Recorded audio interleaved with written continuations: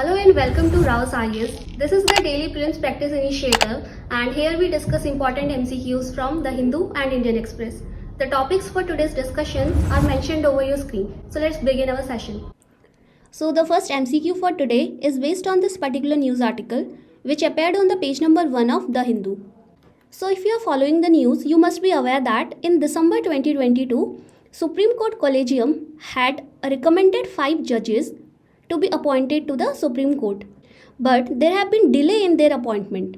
So in this regard, the central government has said that these judges will be appointed soon. So for our UPSC point of view, we must have a clear understanding of the judicial system and how the collegium system works. UPSC in the previous year 2019 had asked a question on the impeachment of judges.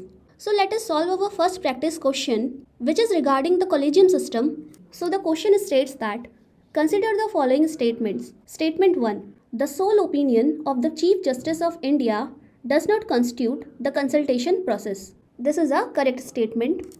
This is because the Chief Justice of India has to consult with 4 senior most judges of Supreme Court.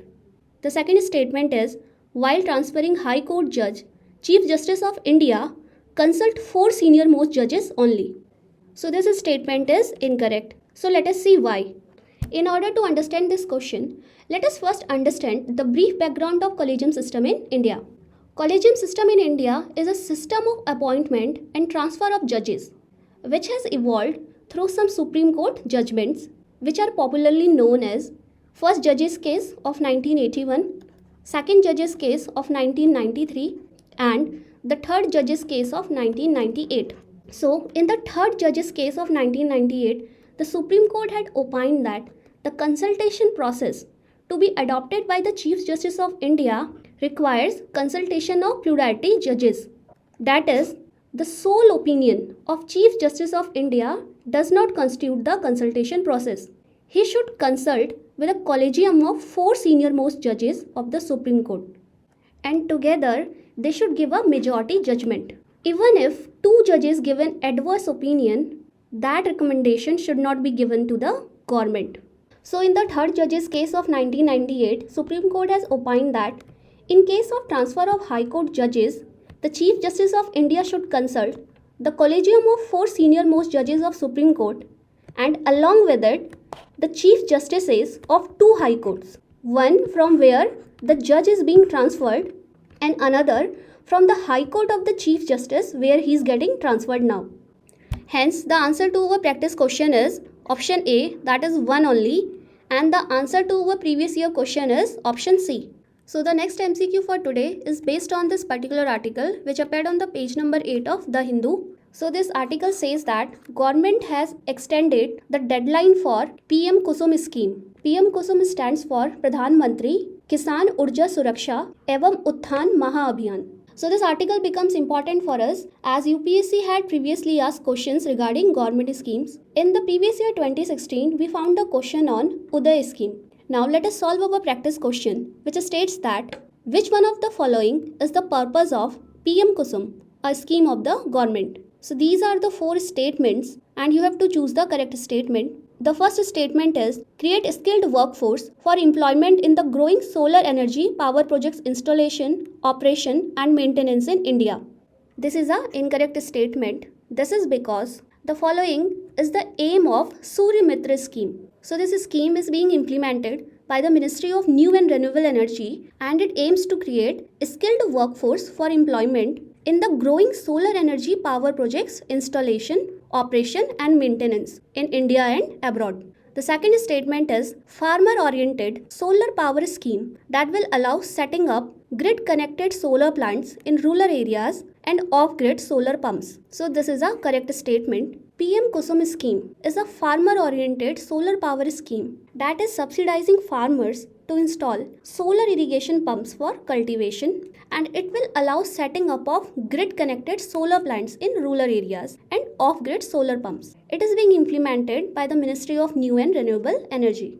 The statement 3 and statement 4 are also incorrect. The statement C deals with PM Ujjwala Yojana, which aims to provide clean cooking fuel LPG to BPL households in the country by ensuring universal access to cooking gas. This is being implemented by the Ministry of Petroleum and Natural Gas. The statement D was about Green Corridor project. It is a project for evacuation of renewable energy from generation point to the load centers by creating intrastate and interstate transmission infrastructure. This is also a scheme of Ministry of New and Renewable Energy. So the correct answer to our practice question is option B, and the correct answer to the UPSC previous year question is option D. So our next MCQ for today is based on this particular article which appeared on the page number 11 of The Hindu. So this article is about balance of payment crisis in Pakistan, and Pakistan would have to agree to the International Monetary Fund's bailout conditions. So for the UPSC point of view, we must understand various international financial organizations. UPSC in the previous year 2016 had asked a question on International Monetary and Financial Committee. So let us solve our practice question, which states that consider the following statement with reference to International Monetary Fund conditionality or IMF conditionality. Statement 1. IMF conditionality refer to the policies and measures that the recipient country must undertake in exchange for financial assistance from IMF. Now, this is a correct statement. IMF is a major financial agency of United Nations, and its primary aim is to secure global financial stability. For that purpose, it provides financial support to the countries which are hit by crisis, like global financial crisis or balance of payment crisis. So, in order to give that loan, IMF has some conditions.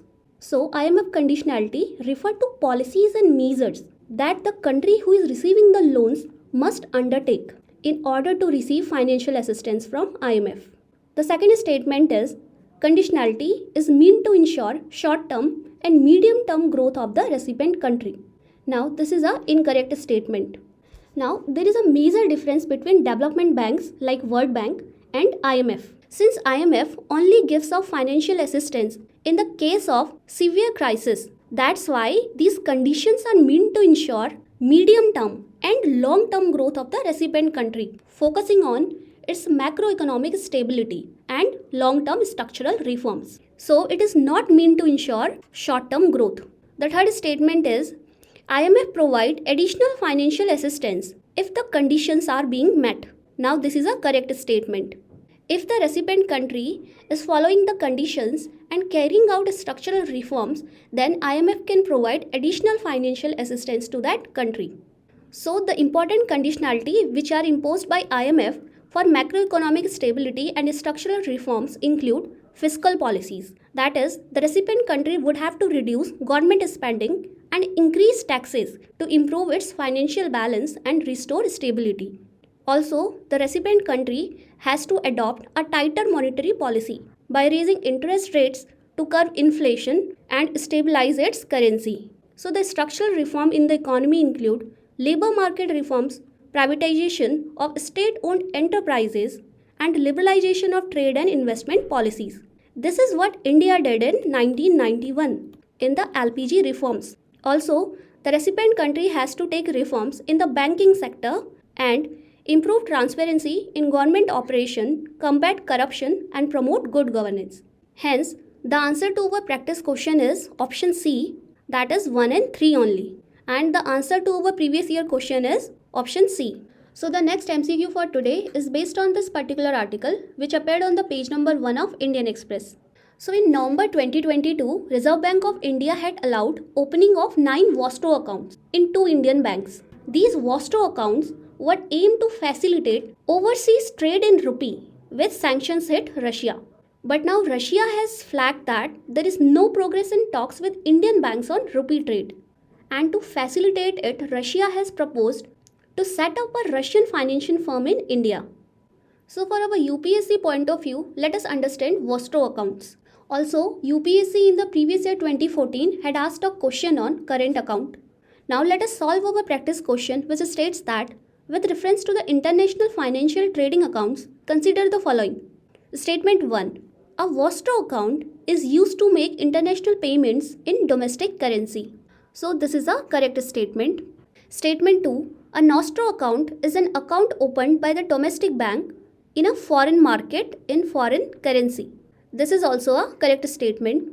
Now let us understand Vostro account and Nostro accounts. So Vostro accounts are those accounts which a domestic bank holds on the behalf of a foreign bank. Say there is a bank in India which is holding an account on behalf of Russian bank or any other foreign country. And this account in the Indian bank will have domestic currency, that is rupee. Now let us talk about Nostro accounts. So Nostro accounts is a bank account held by a domestic bank in a foreign country. Say there is a bank in India which is opening a bank account in US. So this bank account will be in foreign currency or the home currency of US, which is dollars. Now the third statement is both these accounts are regulated by the Ministry of Finance. Now this is an incorrect statement. This is because both Vostro account and Nostro account deal with international payments and hence they are regulated by Reserve Bank of India and not by the Ministry of Finance. Hence the correct answer to a practice question is option A, that is 1 and 2 only, and the correct answer to a previous year question is option C. So our next MCQ is based on this particular news article which appeared on the page number 1 of Indian Express. So in Assam, there has been a statewide crackdown on child marriages and many people in the state have been arrested under the provisions of POCSO and Prohibition of Child Marriage Act. So you should have a clear understanding regarding various acts and regulations of Government of India. UPSC in the previous year 2019 had asked this question regarding Maternity Benefit Amendment Act 2017. Now let us solve this practice question which states that which of the following statement is or are correct regarding the Prohibition of Child Marriage Act 2006. Statement 1. As per this act, a child means a person, both male and female, who has not completed 18 years of age. Now this is an incorrect statement. So as per the Prohibition of Child Marriage Act 2006, any male who is under 21 years of age and any female who is under 18 years of age would be considered a child. The second statement is the act considers a marriage as child marriage only when both of the contracting parties are child. Now this is also an incorrect statement.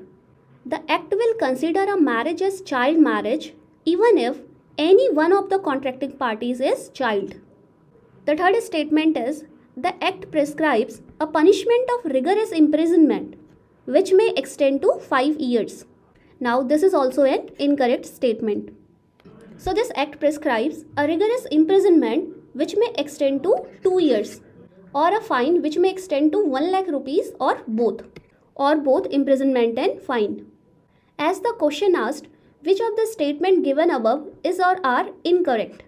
Hence, the correct answer would be option D, as all three statements are incorrect. And the correct answer to our previous year question 2019 is option C. So, the final MCQ for today is based on this particular article which appeared on the page number 13 of Indian Express. This article is about Paris Club. UPSC in the previous year 2015 had asked a question on Futaliger Declaration. As Paris Club is frequently in news, so let us solve this practice question which states that consider the following statements with reference to Paris Club often mentioned in news. Statement 1. It provides a platform for governments facing financial difficulties to reduce and renegotiate their debt repayments. This is a correct statement. The second statement is Carbis Bay Declaration is initiated by the G20 together with the Paris Club. This is an incorrect statement as Carbis Bay Declaration has been signed by G7 countries. So let us know about Paris Club in brief. So Paris Club is an informal group of official creditors from wealthy countries who find sustainable solutions for challenges faced by countries in debt. So this informal group provides platforms for governments who are facing difficulties to renegotiate their debt repayments. Basically, this is in news regarding the debt issue in Sri Lanka. Paris Club was formed in 1956 and these particular countries are its members. And you must remember that India is not a member of Paris Club. And regarding Carbis Bay Declaration, it aimed at preventing future pandemics and it was not signed by G20 but by G7 countries. So as the question asked, which of the statement given above is or are incorrect? So the correct answer would be option B, That is 2 and 3 only. And the correct answer to a previous year question is option B.